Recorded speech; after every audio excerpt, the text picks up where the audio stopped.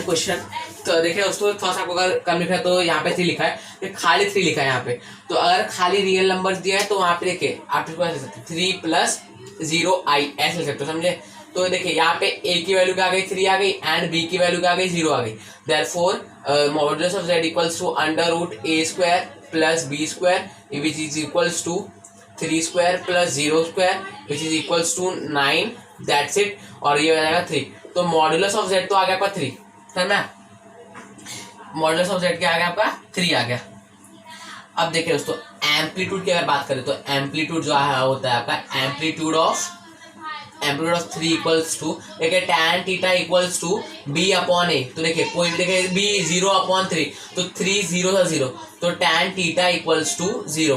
देखिए tan theta कब 0 होता है, जब देखिए tan 0 equals to 0, therefore theta equals to 0। अब ये चाहे therefore theta equals to 0 radians and 0 degree, तो आ गया आपका आंसर। क्योंकि देखिए 0 डिग्री इक्वल्स टू 0 रेडियंस, उसमें कभी कन्वर्जन नहीं होता, समझ में आ रहा है। तो आई होप कि ये वाला सम आपके लिए बहुत ज़्यादा ईजी रहा होगा। अगर आपको आया समझ में आया तो इस वीडियो को आप लाइक कर सकते हैं, इस चैनल को सब्सक्राइब कर सकते हैं। चलिए दोस्तों, आप देखते हैं हमारा 8 क्वेश्चन वो कैसा रहेगा।